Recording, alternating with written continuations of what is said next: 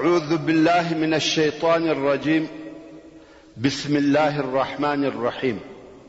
إن الحمد لله نحمده ونستعينه ونستغفره ونعوذ بالله من شرور أنفسنا ومن سيئات أعمالنا. من يهده الله فلا مضل له ومن يضلل فلن تجد له وليا مرشدا.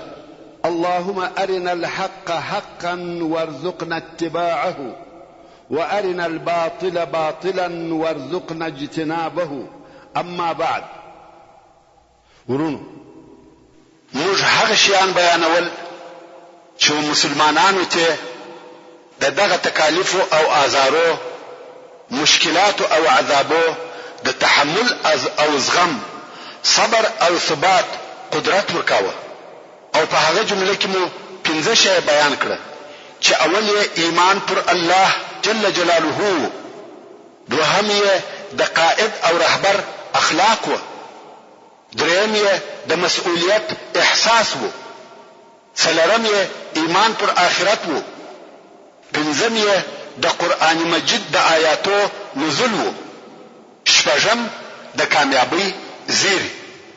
دغه ټول تکالیف سره سره مسلمانان د اول ورځ څخه بلکې د مخه تر دې چې اسلام ته داخل سي په دې پوهېده چې اسلام ته داخلېدل دا معنا نه لري چې باید مشاکل او تکالیف یوسف، بلکې د اول ورځ څخه د اسلامي دعوت هدف دا و چې جاهلیت او د هغه جاهلیت ظالم نظام د بین یوسي، او پوهېده چې د اسلام اساسي هدف دا دی چې پر مځکه خپل نفوذ جاری کړي او په عالم کې سیاسي نفوذ لاس ته راوړي، چې انساني امت او بشري جمعیت د الله عزوجل د رضا پر طرف رهي کړي او بندگان د بندگانو د بندګۍ څخه د الله عزوجل و بندګۍ ته وروباسي. او د قرآن مجید دغه د کامیابی زیری ځینې وختونه په صراحت او ځینې وختونه په کنایه سره مسلمانانو ته نازلېده.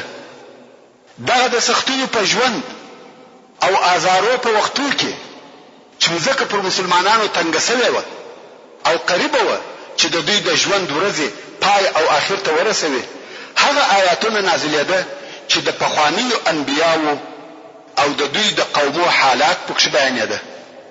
داسې واقعات پکښې ذکر کېده چې د مکې مکرمې د مسلمانانو او د کفارو د حال سره مطلق مطابق او یو شی و.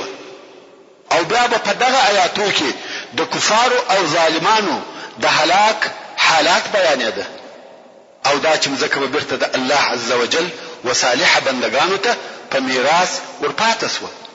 نو په دغه قصو کې و دې ته واضحه اشاره وي چې د مکې مکرمې کفار په راتلونکي وخت کې ناکامه کیږي، مسلمانان او اسلامي دعوت کامیابه کیږي.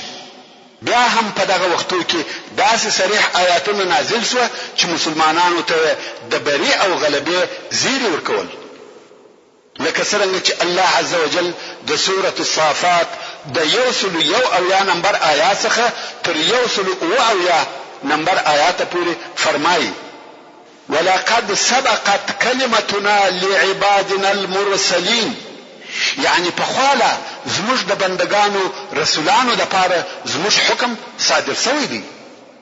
انهم لهم المنصورون، چې بشک د دوی سره کومک او مدد شوی دی. وان جندنا لهم الغالبون، او بشک زموږ لشکري کامیابه او پر کفارو بریالي دي.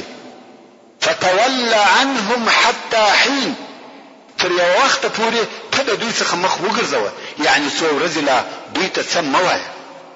وابصرهم فسوف يبصرون، څه موده ته دوی ته وګوره، ژر ده چې دوی به خپل عاقبت وویني. افبعذابنا یستعجلون، ایا دوی زموږ د عذاب د راتلو تلوار کوي؟ فاذا نزل بساحتهم فساء صباح المنذرين، پس کله چې د دوی پر غول او میدان عذاب نازل سي، بد به سهار یا ورځ دغه بیرول سو خلق. او بیا رب عز وجل د سورة القمر په 45 نمبر آیات کې فرمایي سيهزم الجمع ويولون الدبر، یعنی ژر ده چې دغه کفارو جمع او ډله به ماته سي او دوی به په جنگ کې خپل شای مسلمانانو ته ورغورځوي، یعنی زغلی به او تشتي به. همدارنګه رب عز وجل د هغه مهاجرو په باره کې چې حبشې ته هجرت کړی وو فرمایي والذین هاجروا في الله من بعد ما ظلموا لنبوئنهم في الدنيا حسنة ولأجر الآخرة أكبر لو كانوا يعلمون. یعنی هغه کسان چې د الله جل جلاله په لار کې ورسره تر هغه چې ظلم پر وسو هجرت کړی دي نو خامخا به موږ په دنیا کې و دوی ته ښه ځای ورکو او خامخا به اجر او ثواب د آخرت ډېر لوی دی. که دغه مهاجرین په خپل هغه لوی اجر پوهېدلی ورونو د الله عز وجل د طرفه و مسلمانانو ته دا قسم زیری او بشارتونه خورا ډېر دي. پر نقلولو یې د مضمون د اوږدوالي څخه بیریږي. همدارنګه رسول الله صلی الله علیه و آله وسلم دغه زیری یو وخت او بل وخت و مسلمانانو ته ورکول. کم وخت چې به د حج موسم راغلی رسول الله صلی الله علیه و آله وسلم به د رسالت د تبلیغ او دعوت لپاره د خلقو په مابین کې ودرېدی، خو یوازې په جنت سره زیری نور کاوه بلکې په پوره صراحت سره به ورته ویل ای خلقو لا اله الا الله ووایاست چې د الهي عذاب څخه خلاص شي او په دغه کلمه سره به د عربو پاچاهان سي او عجم به مو اطاعت کوي او کوم رسواست په جنت کې به پاچاهان یاست. دغه رنګه رسول الله صلی الله علیه و آله وسلم وهغه اخرنی ډلې ته چې ابو طالب ته راغله په صراحت سره وویل زه د دوی څخه یوه جمله غواړم، دوی د هغه قبوله کې عرب به ورته تابع سي او د عجمو به پاچاهان وګرځي. د رسول الله صلی الله علیه و آله وسلم دغه زیری او بشارات په پټه او پرده کې نه و بلکې لس او په ښکاره سره ویل کېده، لکه څرنګه چې مسلمانان په خبر و دغه رنګه و کفارو ته هم ور معلوم و، تر داسې اندازې چې اسود بن مطلب به د نور قریشو سره ناست و چې د رسول الله صلی الله علیه و آله وسلم اصحاب کرام به ولیده د پسخند پر قسم به وویل هغه دی د مځکې پاچاهان راغله، ژر ده چې د کسرا او قیصر پر پاچاهیو به کامیابه سي، بیا به شپیلکیان او چکچکې کړي. نو دغه په مقابل کې چې په دنیا کې د روښانه مستقبل زیری ورکول کېده د هغو امیدو سره چې په آخرت کې به پر جنت کامیابه کیږي اصحاب کرامو دغه پرلپسې عذابونه چې پر دوی اورېدل او هغه مصائب چې د هره طرفه پر راګرځېدلي وه داسې بلل لکه د پسرلي اوریځ چې ډېر ژر به سره وپاشل سي.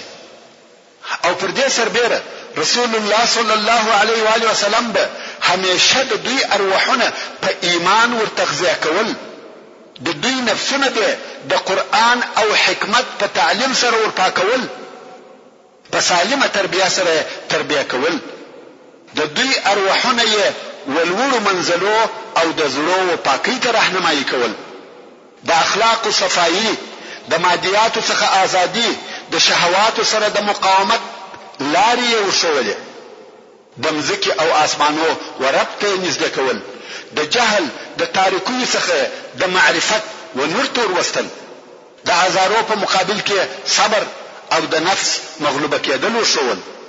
نو ځکه د دوی په علم کې رسوخ، د الله عز وجل د رضا په لار کې فاني کېدل، شوق و جنت ته، حرص پر علم، فقه په دین کې، محاسبه بالنفس، غلبه پر عواطفو، تقید په صبر، هدوء او وقار زیات شو. اوس نو د مکې مکرمې د ژوند درېیمه مرحله، اوس چې د رسول الله صلی الله علیه و آله وسلم د بعثت او دعوت 10 کاله کېږي او په دغه 10 کالو کې بېله او یا نفر بل څوک و اسلام ته نه دي داخل شوي. 10 کاله و قریشو ته دعوت او بلنه فقط او یا نفر مسلمانان دي، خو دغه او یا نفر بېله هغو مسلمانانو څخه و چې په حبشه کې دي. دغه او یا نفر د رسول الله صلی الله علیه و آله وسلم ملګري او کومکان په مکه مکرمه کې موجود دي، خو دغه اویا نفره د قریشو په مقابل کې بېوسه او کمزوري دي. رسول الله صلی الله علیه و آله وسلم فکر وکړي چې خپل دعوت تر مکه مکرمه د باندې وباسي، ځکه په مکه مکرمه کې په لسو کلو کې فقط دغه اویا نفرو او هغه نفر چې په حبشه کې اوسېږي ایمان راوړی دي. خاصتا د ابو طالب تر وفات وروسته پر رسول الله صلی الله علیه و آله وسلم د قریشو د طرفه آزارونه او عذابونه هم ډیر شدید او سخت شو. تاسو خو هغه ټول آزارونه او عذابونه واورېده چې پر رسول الله صلی الله علیه و آله وسلم تیرېده، مگر پر دغه سربیره رسول الله صلی الله علیه و آله وسلم فرمایي نبی را رسولی قریشو آزار او تکلیف په مثل د هغه آزار چې پس له وفات د ابو طالب را رسولی دي. فکر وکړئ، هغه د مخنی ټول آزارونه او تکالیف د دغه آزار په مقابل کې چې پس له وفات د ابو طالب ورسول الله صلی الله علیه و آله وسلم ته رسیږي هیڅ و. پس له وفات د ابو طالب آزارو ولی او څنګه فرق وکړي؟ هغه داسې کوم وخت چې ابو طالب ژوندی و ورسول الله صلی الله علیه و آله وسلم ته یوازې د قریشو مشرانو او سردارانو آزار ورسولای شوی، لکه ابو جهل، مطعم ابن عدي، عاص ابن وائل، ابو لهب، عتبه او داسې نور. بل مشرانو بل چا د رسول الله صلی الله علیه و آله وسلم پر آزارولو جرأت او دلاوري نسوای کولای، مگر د ابو طالب تر وفات وروسته د مکه مکرمه له چګانو بی عقلانو او بی باکانو د رسول الله صلی الله علیه و آله وسلم پر آزارولو جرأت او دلاوري پیدا کړ. کوم وخت چې رسول الله صلی الله علیه و آله وسلم پر لارې تیرېدی هغه بی پدر او بی مادر چې هیڅ قدر او شرف به هم نه درلودي ورسول الله صلی الله علیه و آله وسلم ته به آزار ورکاوه، پر سر به خاورې ورپاشلې، پرېګ او خاورو به وشتي. دغه وخت نه د چا څخه بیره او نه د چا مراعات او احترام و، ځکه هغه څوک چې د رسول الله صلی الله علیه و آله وسلم ساتنه او د هغه څخه یې دفاع کول وفات شو. نو قسم قسم نوي آزارونه شروع شو. داسې نه پېښېده چې رسول الله صلی الله علیه و آله وسلم د پر لارې ځي او څوک دې بد ورته ونه وایي، سپکې خبرې دې ورته ونه کړي. په پخوا کې یوازې د قریشو مشران و چې آزار یې ورکاوه، مګر اوس کوچنیان او لچګان هم سپک او بد ویل کوي. څوک نسته چې د قوم د آزار څخه یې وساتي. کوم وخت چې دغه آزارونه او تکالیف ډیر زیات او شدید شو، رسول الله صلی الله علیه و آله وسلم دا فیصله وکړه چې تر مکه مکرمه د باندې ووځي او په داسې چا پسې وګرځي چې هغه کومک وکړي. پس له فکره و دې نتیجې ته ورسېدی چې ودته هغه نږدې ښار طائف دی. نو یې د طائف د سفر فیصله وکړه چې هلته به د الله عز وجل و دین ته خلق را دعوت کړي. د بیاست په لسم کال او د شوال په میاشت کې چې د 619 میلادي کال د مئی آخري او د جون اولې ورځې رسول الله صلی الله علیه و آله وسلم و طائف ته پیاده او پر پښو رهیسو. طائف د مکه مکرمه څخه 80 میله لرې دی. په دې سفر کې د رسول الله صلی الله علیه و آله وسلم آزاد شوی مریی زید ابن حارثه رضی الله تعالی عنہ چې په عربي کې مولا ورته وایي ملګری وو. په لار کې چې به پر هر قبیله ورغله هغه به اسلام ته دعوت کړ، خو یوې قبیله هم دا د دعوت نه کوي قبول. کوم وخت چې طائف ته ورسېدی هلته د طائف په شروع کې د طائف د مشرانو څخه 3 نفره ناست وو چې نومونه دیالیل، مسعود او حبیب دي. 3 سره ورونه او د عمرو ابن عمیر الثقفي زامن وو. رسول الله صلی الله علیه و آله وسلم اجازه وغوښته چې خبرې ورسره وکړي. هغه ولید چې د مکه مکرمه د اشراف څخه او د عبد المطلب د اولاد څخه دی. شراغله ورته وایي.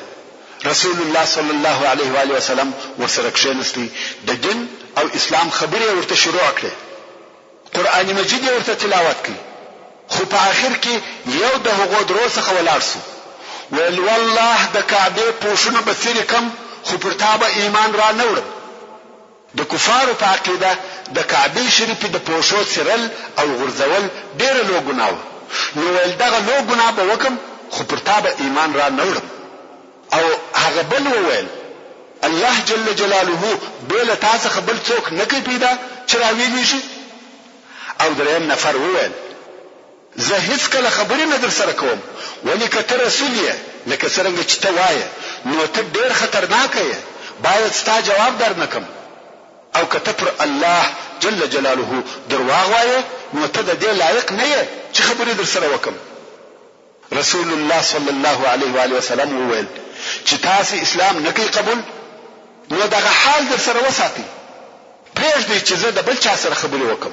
هغه وویل یا والله نه دې پرېږدو چې د بل چا سره هم خبرې وکړي، نه راضي دي چې دې خبرې واوري او نه غواړي چې رسول الله صلی الله علیه و آله وسلم د بل چا سره خبرې وکړي. نو دغه درې نفره تر رسول الله صلی الله علیه و آله وسلم د مخه د طائف و داخل ته ولاړه. هلته کوچنیان، مریان او لوچګان سره راټول کړه او دوه لینه یا قطاره ځینې جوړ کړه. کوم وخت چې رسول الله صلی الله علیه و آله وسلم د ننه و طائف ته ورغلی، غواړي چې خلق د الله جل جلاله دین ته دعوت کړي، د هلوکانو او بیباکانو هغه دوی ډلې په پسې شوې او په ډبرو یې ولي، او د ډبرو وشتلي اوارونه د رسول الله صلی الله علیه و آله وسلم پر پښو کوي، چې پښه پورته کې هم یې ولي، چې پښه کښېږدي هم یې ولي، تر داسې اندازې چې د رسول الله صلی الله علیه و آله وسلم تر مبارکو پښو وینې بهېدلې. او زید ابن حارثه رضی الله تعالی عنه په خپل ځان سره رسول الله صلی الله علیه و آله وسلم د دغه ډبرو څخه ساتي. خو د زید رضی الله تعالی عنه سر هم څو ځایه ماسو او هغه هم په وینو لړلی وو. ورونو ښه متوجه سئ، دا چې زید ابن حارثه رضی الله تعالی عنه په خپل جسم او ځان سره رسول الله صلی الله علیه و آله وسلم د کفارو د ډبرو څخه ساتي، خپل ځان یې د هغه سپر ګرځولی وو، تر داسې اندازې چې د سر هم څو ځایه زخمي کیږي او وینې ترې بهیږي. دا د مسلمان د حال نمونه ده.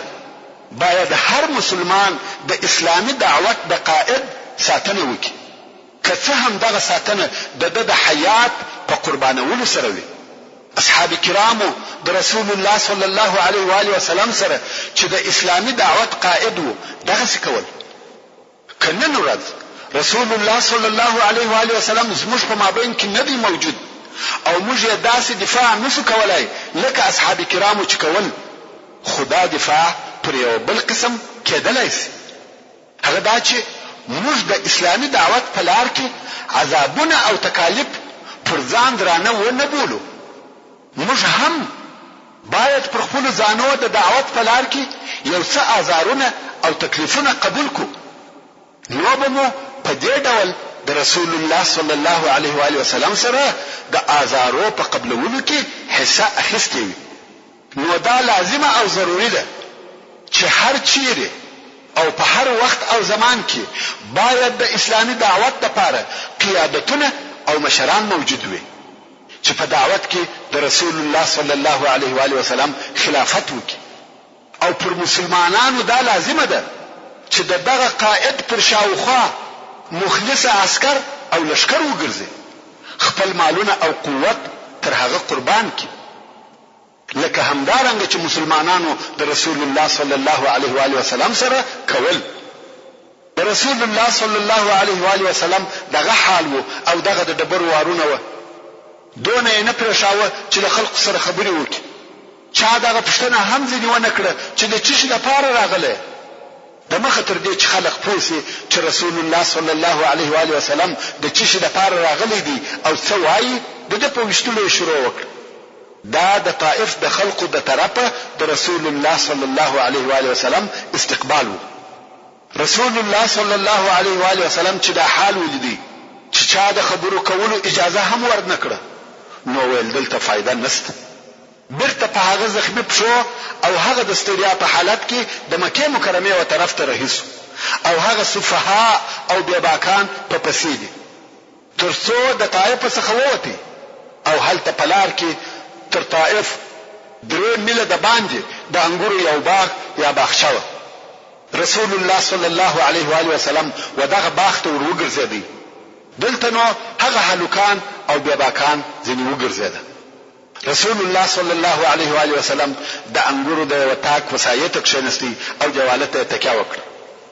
دلته نو هغه مشهوره دعا وویل کومه چې پر دې دلالت کوي چې زړه د درد او غم څخه ډک و او پر دې حسرت و چې یو نفر هم ایمان را نوړي او ویل اللهم إليك أشكو ضعف قوتي وقلة حيلتي وهواني على الناس يا أرحم الراحمين أنت رب المستضعفين وأنت ربي إلى من تكلني إلى بعيد يتجهمني أم إلى عدو ملكته أمري إن لم يكن بك علي غضب فلا أبالي ولكن عافيتك هي أوسع لي أعوذ بنور وجهك الذي أشرقت له الظلمات وصلح به أمر الدنيا والآخرة من أن يتنزل بي غضبك أو يحل علي سخطك لك العتبى حتى ترضى ولا حول ولا قوة إلا بك. يعني إلهي د خپل ضعف د حیلې د لږوالي او پر خلقو زما د سپکوالي شکایت درته کوم. یا ارحم الراحمین ته د ضعیفانو رب یې او زما رب یې و چاته مې پرېږدې و هغه لرې ته چې په تریو تندي راته ګوري او که د دښمن ته زما اختیار ورکړی دی که ته پر ما په قهر نه یې زما پروا نسته مګر ستا عافیت زما دپاره پراخه دی. ستا د مخ په هغه نور سره پناه غواړم چې تاریکۍ پر روښانه کیږي د دنیا او آخرت کارونه په اصلاح کیږي. پر ما ستا غضب مه نازلوې ستا قهر ما ته مه راولې. الهي تر هغو زارۍ درته کوم چې راضي کیږي او بې له تا څخه ما لره نه حول سته نه قوت. دعا کوي او دعا داسې دعا چې د زړه سوز پکښې و. رسول الله صلی الله علیه و آله وسلم خفه و چې اسلام ولې دغه د ضعف په حالت کې پاته دی. 10 کاله د دعوت تیر شوي دي بیا هم اسلام ضعیفه دی. په طایف کې هم د خبره چا وانه اورېده. دا باغ چې د ربیعه د زامنو و چې عتبه او شیبه نومېده چې دوی هم د قریشو د سردارانو څخه و او دوی هم په دغه وخت کې د هلته په باغ کې موجود و.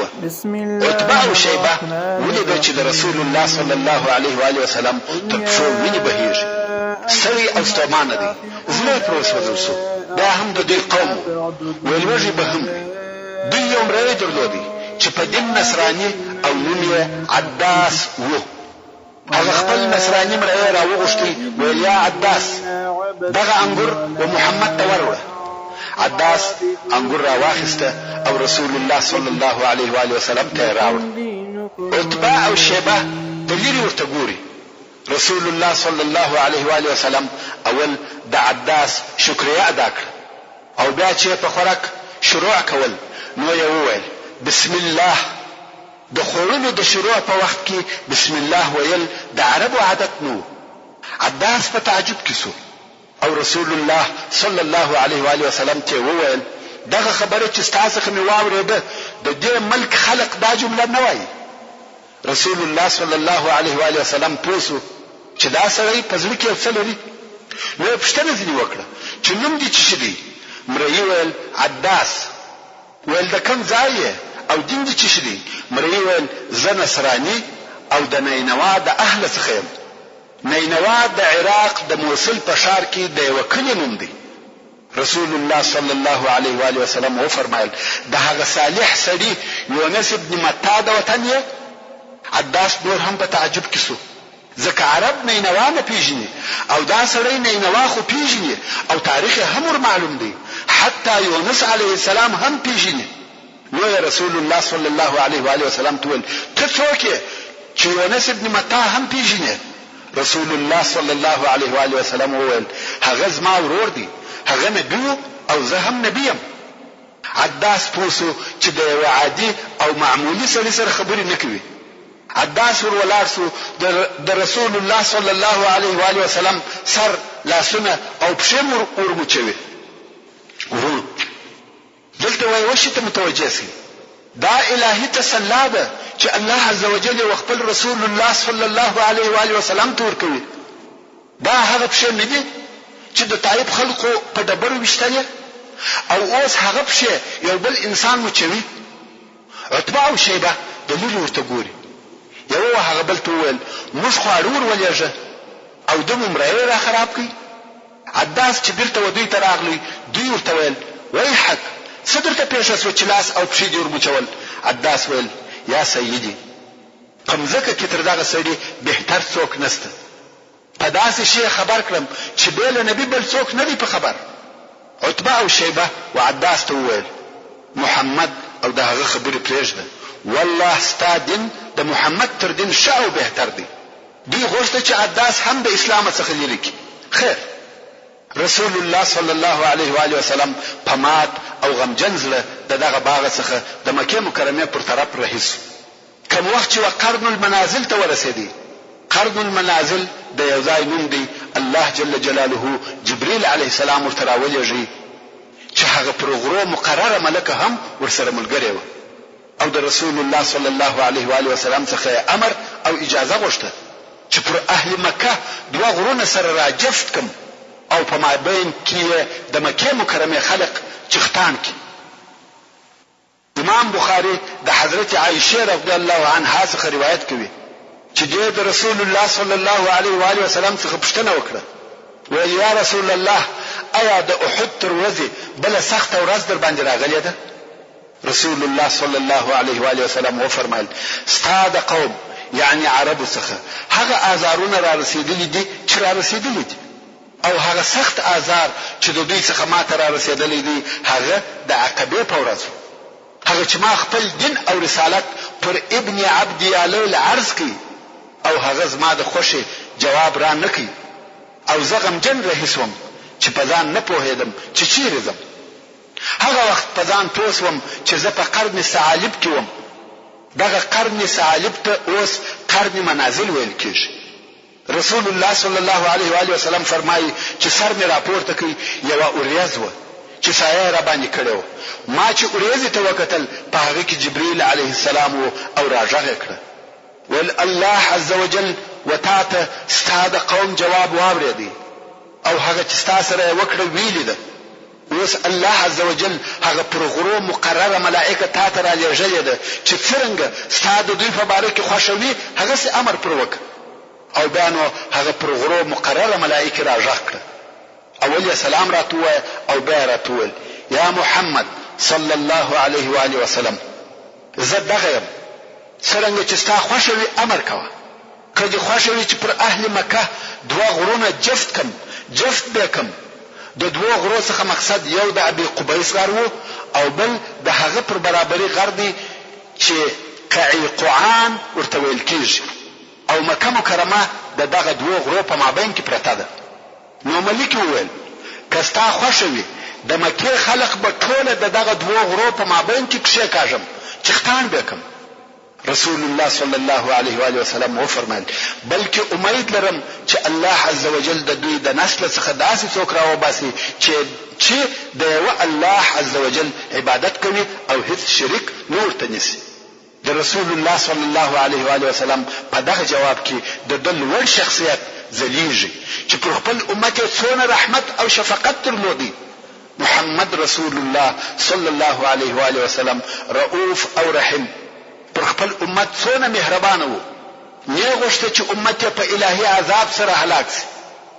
د رسول الله صلی الله علیه و آله وسلم زړه په دغه الهي نصرت سره چې لوړ د اسمانو څخه ورته راغلی مطمئن شو او بیا نو د مکې مکرمې پر طرف رهي شو تر څو چې وادي نخله ته ورسېدی او هلته څو ورځې تېرې کړې. په وادي نخله کې دوه ځایه دي چې د استوګنې وړ او لایق وه چې یوه ته سیل کبیر ویل کېږي او بل ته الزیمه ویل کېږي. خو موږ ته دا معلومات نشته چې رسول الله صلی الله علیه و آله وسلم په کوم ځای کې اوسېدی. په دغه وخت کې چې رسول الله صلی الله علیه و آله وسلم دلته اوسېدی الله عز وجل د پیرانانو یوه ډله ورته راولېږل چې د رسول الله صلی الله علیه و آله وسلم څخه قرآن مجید واوري او دغه د پیرانانو واقعه الله عز وجل په قرآن کریم کې دوه ځای ذکر کړې ده.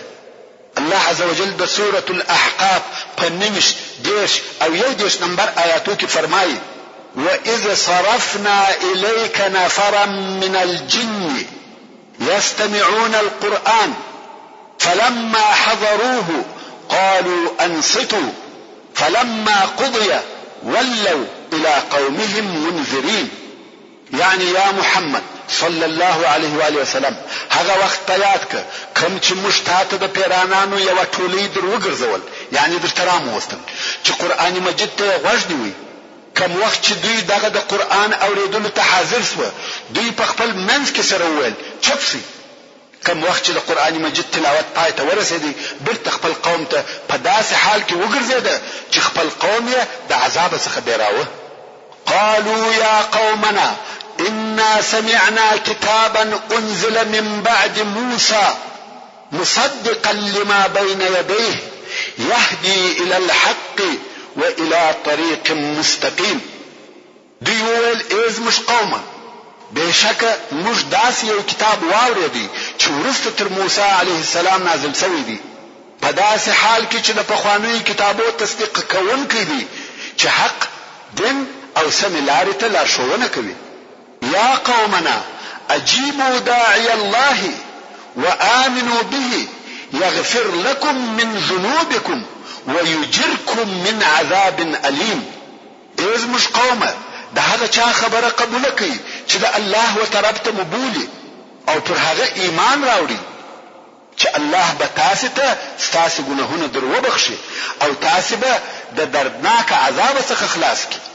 همدارنګه د سورة الجن اولنی 15 آیات په دغه باره کې نازل شوي دي چې پیرانانو د رسول الله صلی الله علیه و آله وسلم څخه قرآن مجید واورېدی.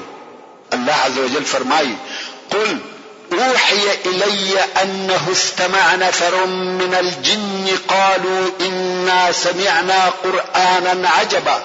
يعني اے محمد صلی الله علیه و آله وسلم دوی ته وایي چې ماته وحی راغلی چې بېشکه زما د قرآن مجید ویل د پیرانانو یوې ډلې واورېده. کوم وخت چې دوی هغه خپل نور قوم ته ورغله ورته ویل بېشکه موږ په فصاحت او بلاغت کې یو عجیب قرآن واورېدی يهدي الى الرشد فآمنا به ولن نشرك بربنا احدا. داسې قرآن چې حق او ایمان ته لارښوونه کوي، نو موږ پر هغه قرآن ایمان راوړي او پس له نن څخه به بل هیڅوک د خپل رب سره شریک نکړو. وانه تعالی جد ربنا ما اتخذ صاحبه ولا ولدا. او بېشکه چې زموږ د رب شان ډېر لوړ او لوی دی، الله عز وجل نه ښځه لري نه اولاد، لکه څرنګه چې د انسانانو او پیرانانو کفار او مشرکان داسې وایي. محترم ورونو، قصه خدا سي وه. کوم وخت رسول الله صلی الله علیه و آله وسلم د طائف څخه په هغه شکل سره راووتی چې نه څوک مسلمان سو او نه چا د صلی الله علیه و آله وسلم دعوت او خبرې واورېدې. نو رسول الله صلی الله علیه و آله وسلم د شک وتلو ډیر خفه، غمجن او نا امید وو چې ولې داسې پیښ شو. د اسلام او دعوت کار ولې مخته نه ځي؟ الله عز وجل دا اراده وکړه چې دغه غم او پریشانی پر خپل حبیب محمد مصطفی صلی الله علیه و آله وسلم سپکي چې ته مخه پکېږه. که انسانان ایمان نه راوړي، هغه دي پیرانان ایمان راوړي. او د آیاتو د تلاوت څخه دا معلومه او روښانه ده چې رسول الله صلی الله علیه و آله وسلم دغه پیرانانو پراتګ او د قرآن مجید په اوریدلو او د هغو په ایمان راوړلو نو خبر، بلکې الله عز وجل د وحی په واسطه په دغه حال خبر کوي. او د پیرانانو دراتک قصه چې ولې پیرانان دلته رسول الله صلی الله علیه و آله وسلم ته راغله داسې وه. د رسول الله صلی الله علیه و آله وسلم تر بعثت د مخه پیرانان و اسمان ته ورنږدې کېده او د ملائکو خبرو ته یې غوږ نیوی او د ملائکو ځینې خبرې به اورېدلې. ملائکو به په خپل مابین کې ځینې الهي امرونه سره بیانول. مثلا ویل به چې الله عز وجل امر کړی دی چې وفلانی ته دې زوی ورکول سي، یا د فلانی رزق دې کم یا زیات سي. پیرانانو به دا خبرې اورېدلې او بیا به دغه خبرې د جادوګرانو او کوډګرانو په واسطه په خلقو کې نشرولې. همدغه سبب وو چې همیشه به کوډګران او جادوګران پر خلقو او د هغو پر عقیدو مسلط وو. لکه څرنګه چې دغه موضوع په حدیث شریف کې هم ذکر شوی ده چې جن به یو د بل پر اوږو سپرېده او د اسمان و خبرو ته به غوږ دی وي. خو د وحی او قرآن مجید په نزول سره دغه لار پر پیرانانو بنده شوه. د اسمان د طرفه به پیرانان د غوږ نیولو په وخت کې په اور سره وشتل کېده. الله عز وجل د سورة الجن په 8 او 9 نمبر آیاتو کې فرمایي: وَأَنَّا لَمَسْنَا السَّمَاءَ فَوَجَدْنَاهَا مُلِئَتْ حَرَسًا شَدِيدًا وَشُهُبًا. پیرانان وای بشکه موږ د ملائکو د خبرو د اوریدلو د پاره اسمان ته نږدې شو. ومولیده چې اسمان په سختو چوکیدارانو ملائکو ډک شوی وو او په سوځونکو ستورو ډک وو. وَأَنَّا كُنَّا نَقْعُدُ مِنْهَا مَقَاعِدَ لِلسَّمْعِ فَمَنْ يَسْتَمِعِ الْآنَ يَجِدْ لَهُ شِهَابًا رَصَدًا. او بشکه د مخ تر لیږلو د دغه پیغمبر موږ د خبرو د اوریدلو د پاره د کښینستلو په ځایو کې کښینستلو او هر هغه څوک چې اوس اوریدل غواړي د خپل ځان د پاره به سوځونکې لمبه په انتظار کې وویني. یعنی اوس چې موږ و اسمان ته ورنږدې شو نو هلته مو ولیده چې ډېرې سختې جنګي پیرې درېدلې دي چې هیڅ یو شیطان هم نه پرېږدي چې غیبي او آسماني خبرې واوري. او هر هغه شیطان چې د اوریدلو اراده ولري پر هغه اور اوریږي. او تر دې د مخه دونه سختي او ساتنه نه و. کوم وخت چې دغه د غوږ نیولو لار پر پیرانانو بنده شوه نو هغه مشرانو یې امر وکړ چې ولاړ شي په ځمکه کې وګرځي وګوري چې څه پېښه ده. خامخا یو شی پېښ شوی دی چې زموږ د اوریدلو لار بنده ده. نو د پیرانانو یو ډله دلته تیرېده او ویني د چې رسول الله صلی الله علیه و آله وسلم قرآن مجید وایي. نو پر راټول شو او غوږ ورته ونیوي او بیا خپل قوم ته ولاړه دغه حال او خپل اسلام ورته ووایي لکه د مخه آیاتو په ترجمه کې چې درته وویل شو. خو رسول الله صلی الله علیه و آله وسلم ته د پیرانانو راتګ او د قرآن مجید اوریدل یو وار نه دي پېښ شوي بلکې په وروسته کې نور هم څو واره پېښ شوي دي. یو وخت رسول الله صلی الله علیه و آله وسلم تر مکه مکرمه د باندې د عبادت کولو د پاره ووتی او عبد الله ابن مسعود رضی الله تعالی عنه ورسره ملګری. رسول الله صلی الله علیه و آله وسلم او عبد الله ابن مسعود رضی الله تعالی عنه تول تبل تکشنه او ترڅو زدر ته ونوایم ته دغه ځای څخه مشور. رسول الله صلی الله علیه و آله وسلم لږ ګوښه ولاړی او عبد الله ابن مسعود رضی الله تعالی عنه دغه ځای څخه څارنه او مراقبت کوي. رسول الله صلی الله علیه و آله وسلم هلته لري پر منځ ودرېدی او قرآن مجید په لوړ आवाज وایي. په دغه وخت کې د پیرانانو یو ډله ورته راغله. عبد الله ابن مسعود رضی الله تعالی عنه هلته ناست دی او ورته ګوري. دی وایي چې داسې خلک مې ولیدل چې سرونه یې تیره او اوږده اوږده وه. زه پر رسول الله صلی الله علیه و آله وسلم وبېرېدم او ور ولاړ شوم. خو رسول الله صلی الله علیه و آله وسلم اشاره راته وکړه چې کښېنه. زه هم کښېنستم او دوی پر راټول دي. نور هم پسې ډېرېدل. دونه ډېر شوه چې رسول الله صلی الله علیه و آله وسلم نه پکښې معلومېدی. الله عز وجل فرمایي: وأنه لما قام عبد الله يدعوه كادوا يكونون عليه لبدا. يعني كم وقت چې د الله بنده محمد صلی الله علیه و آله وسلم منځ ته ودرېدی چې دغه الله یې باله نږدې و چې دغه پیرانان د ډېره ازدحامه پر ده سر پر سر سره لوېده. قل انما ادعو ربي ولا اشرك به احدا. اے محمد صلی الله علیه و آله وسلم دوی ته ووایه په تحقیق زه د خپل رب عبادت کوم او د الله سره بل هیڅوک نه شریکوم. پیرانانو ایمان راوړي او مسلمانان شو. پیرانان ولې کفار وه؟ جن یا پیرانان ډېر بې عقلان دي. عقل یې دونه نه دی لکه د انسان. ویل کېږي چې د پیرانانو هغه ډېر ذکي او هوښیار دونه عقل لري لکه د انسانانو کوچنی هلک. عقلونه یې د کوچنیانو دي. ذکاوت او هوښیاري نه لري. صرف ابلیس علیه اللعنه په دوی کې هوښیار او ذکي دی او هغه دوی د لارې واړول. هغه به ورته ویل چې د الله عز وجل سره د نور الهه او عبادت هم کوي. مشرکان یې ځنې جوړ کړ. خو کوم وخت چې په حق خبر سو ایمان یې راوړ. الله عز وجل د دوی قول راته بیانوي او فرمایي وانه كان يقول سفيهنا على الله شططا. او پیرانانو خپل قوم ته وویل چې بېشکه زموږ ناپوه ابلیس پر الله لوی او د حق لري خبرې کولې. او چې بیا پیرانانو ته وویل چې تاسو ولې د هغه خبرې منلې، دوی وایي وأنا ظننا أن لن تقول الإنس والجن على الله كذبا. وأنا ظننا أن لن تقول الإنس والجن على الله كذبا. او بشک موږ دا ګمان کاوه چې هیڅ کله به انسانان او پیرانان پر الله دروغ نه وایي. څرنګه چې پیرانان کم عقل دي دا خیال یې نه کاوه چې پر الله عز وجل دې څوک دروغ وایي. او د ابلیس علیه اللعنه خبره ومنل. کوم وخت چې دوی ته وویل سو چې د الله جل جلاله سره نور الها هم شته، دوی د هغه خپل کم عقلی په سبب دا خبره ومنل.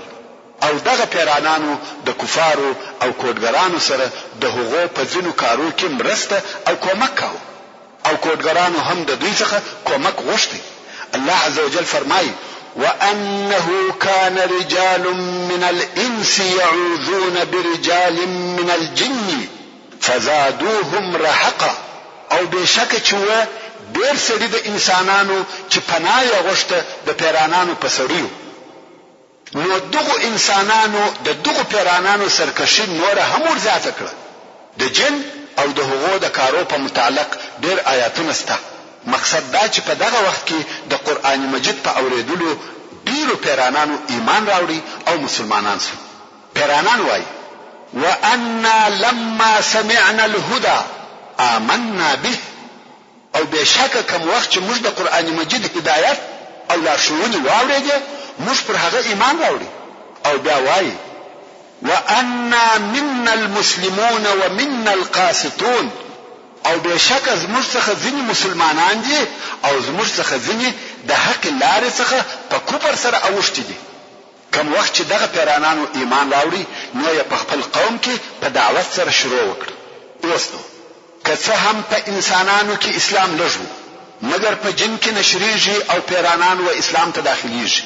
دا هم د الله عز وجل اراده و چې پر خپل محبوب رسول الله صلی الله علیه و آله وسلم دغه غم او پریشانی کم او لشکی. ځکه رسول الله صلی الله علیه و آله وسلم د انسانانو د اسلام راوړلو څخه تقریبا نا امید شوی و مګر په جن کې اسلام نشر شو چې دا ورسول الله صلی الله علیه و آله وسلم ته اشاره و چې ته مغمجن کېږه که انسانان نوي دغه پیرانان ایمان راوړي. او حقیقتا هم اسلام په جن کې نشریدي. دا د الله عز وجل پر خپل رسول صلی الله علیه و آله وسلم رحمت وو چې هغه غم پر سپک کې رسول الله صلی الله علیه و آله وسلم چې به د یو چا د مسلمانېدو لپاره هر څه کوشش وکړي هغه به داوه لکه د مکه مکرمه قریش او بیا تر هغه وروسته اهل طائف. طبعا په دغه حال کې پس له څه وخت و انسان ته نا امیدي پیدا کیږي. لس کاله به دعوت کیږي مګر په مکه مکرمه کې تر 80 نفر زیات مسلمانان نشته. رسول الله صلی الله علیه و آله وسلم غمجن او د دې څخه ډیره و چې د دعوت په کار کې زما د طرفه کومه کوتاهی نیوي سوی. نو ځکه الله جل جلاله دغه غم پر خپل حبیب سرور کائنات صلی الله علیه و آله وسلم سپک. او په حق سره دغه واقعه او حادثه د سرور کائنات رسول الله صلی الله علیه و آله وسلم د پاره نصرت وو چې د غیب څخه ورته راغلی. اوس نو په دغه نصرت او دغه زیل سره د رسول الله صلی الله علیه و آله وسلم څخه هغه د غم او نا امیدي تور اورېږي کوم چې د طائف د سفر څخه د سره ملګری و استسوي. او برته د مکه مکرمه د تګ عزم او قصد وکړي چې هلته به په نوي شوق او کوشش پر خلق اسلام ارزوم او الهي رسالت به خلق ته رسوم. دلته نو زید ابن حارثه رضی الله تعالی عنہ ورته یا رسول الله څنګه بیرته قریش ته ورځي او هغه ته وایستل. رسول الله صلی الله علیه و آله وسلم او فرمایي یا زید الله عز وجل دغه مشکلات او تکالیف څخه د خلاصېدو لار پیدا کوي او الله عز وجل د خپل دین ناصر او د خپل نبی کامیاب کوونکی دی. اوس رسول الله صلی الله علیه و آله وسلم و مکه مکرمه ته نږدې شو. خدا خوف سره دی کچیر مکه مکرمه ته داخل سي او هلته چې هر څوک وغواړي ودته آزار ورکولای شي او د صلی الله علیه و آله وسلم د دفاع لپاره څوک نشته. د څه وخت لپاره په غار حرا کې کښېنستی او بیا یې د خزاعه د قبیلې یو نفر و اخنس ابن شریق ته ورولېږي چې د هغه څخه د رسول الله صلی الله علیه و آله وسلم دپاره جوار وغواړي. د جوار تفصیل خو مو مخکې درته کړی دی. جوار یعنی پناه او ساتنه. او دا جوار به هغه چا غوښتي چې قوم به نه درلودي، ضعیفه او بې کسبه و، نو به د یوه قوي نفر څخه جوار وغوښتي او بیا به د هغه په ساتنه کې ژوند کاوه. محترم ورونو، زموږ د بحث پاتې حصه به ان شاء الله تعالی په راتلونکي کې واورو. سبحان ربك رب العزة عما يصفون وسلام على المرسلين والحمد لله رب العالمين.